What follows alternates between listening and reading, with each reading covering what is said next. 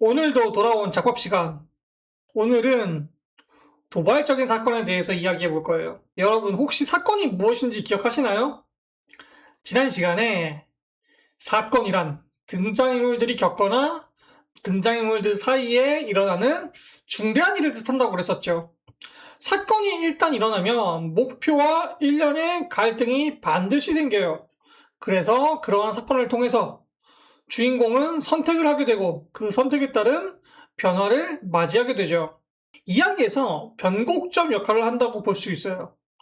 그리고 다시 복습한다면 변화란 무엇이라고 했었죠? 가치의 변동이라고 했었죠. 전개라고 했었어요. 삶이 죽음으로, 사랑이 증오로, 진실이 거짓으로 등등등등 이렇게 변화를 이끌어내는 것을 사건이라고 말할 수 있어요. 이야기는 5부분으로 설계되어 있어요. 도발적인 사건은 이야기를 이끌어 나가는 첫 번째 주요 사건이고 그 뒤로 발전적 갈등, 위기, 절정, 결말이 이루어지지요. 도발적인 사건이 저는 위기라고 생각을 해요.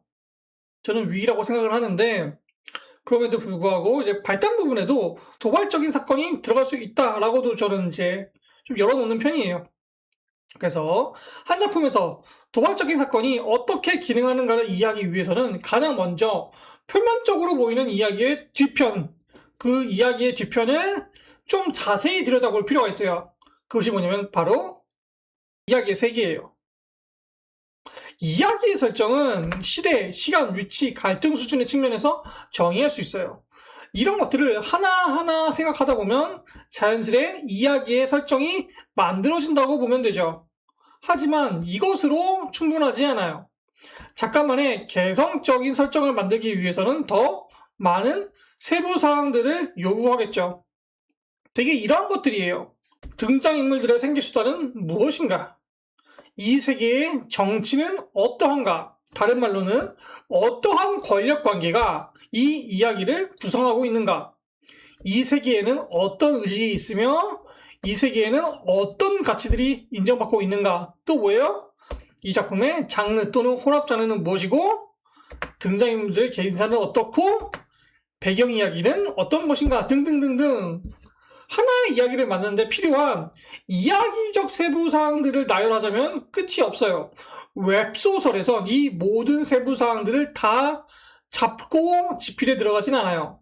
왜냐하면 웹소설은 장편소설이기 때문에 이 세부 설정을 전부 다 만든다고 해도 이야기의 흐름을 따라가다 보면 자연스레 기존에 만들어놨던 설정을 갈아엎어야 하는 경우가 비일비재하거든요.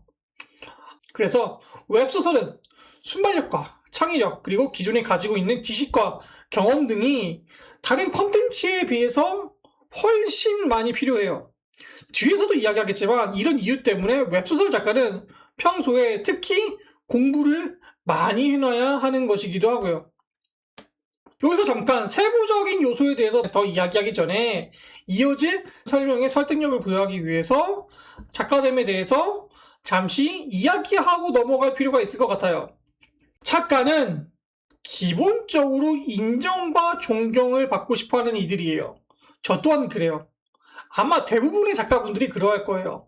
당연히 돈도 중요하지만 돈을 조금만 덜 벌고 인정과 존경을 받을 수 있다면 작가들은 기꺼이 돈을 희생할 거예요. 작가란 그런 족속이에요.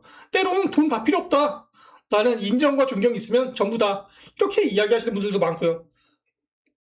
왜냐면 진짜로 이 작가들이 돈을 벌고 싶었잖아요. 그러면 작가하지 않았을 거거든. 활자로 자신의 세상을 남들에게 보여주는 것. 그렇게 해서 자신만의 특별함과 고유함을 인정받고 싶기 때문에 글을 쓰는 거거든요. 진짜로 돈을 벌고 싶었다면 그 글 쓸 시간에 장사했겠죠. 물론 작가마다 조금씩 생각이 다르겠지만 기본적으로 인정과 존경을 마다하지 않을 작가는 없어요. 저희는 이 인정과 존경을 추구하는 과정에서 필요한 3개의 단어를 모을 필요가 있어요. 그게 뭐냐면 이거예요. 저자, author, 권위, authority, 신비성, authenticity. 이게 3개인데 이 3단어 모두 라틴어, 창시자, 보증인이라는 뜻을 지닌 업토라는 것에서 왔어요. 고전 문헌에서 어떤 글이 굉장히 중요했던 이유는 내용이 중요한 게 아니라 누가 썼는지, 이 저자가 중요하기 때문에 중요했어요. 그 저자의 이름이 텍스트의 권위를 만들었고, 나중에는 그 문서가 위조되지 않았는지, 진짜 저자의 것인지에 대한 진정성을 따지게 되었죠. 그게 뭐예요? 그 진정성이? 신빙성이겠죠. 그렇다면 여기서 이런 의문을 지닐 수 있을 것 같아요. 그럼 현 시대에서 저자의 창작물엔 전부 권위가 있고 진정성이 있는 건가요? 여러분들 어떻게 생각해요? 있는 것 같아요? 법적으로는 존재하죠. 여러분들의 힘으로 집필한 저작물은 저작권법 아래에 권위와 진정성을 보장받아요. 하지만 실제로는 어떨까요? 시장에서 과연 여러분들의 모든 창작물들의 권위와 진정성을 인정해 줄까요? 시장에서 독자들이? 아니에요. 왜 아닐까요? 권위와 신빙성의 기본이 되는 저자, 그러니까 작가, 그 모든 저자들에게 시장에서 통용될 만한 작가됨이 있는 것이 아니기 때문에 그래요.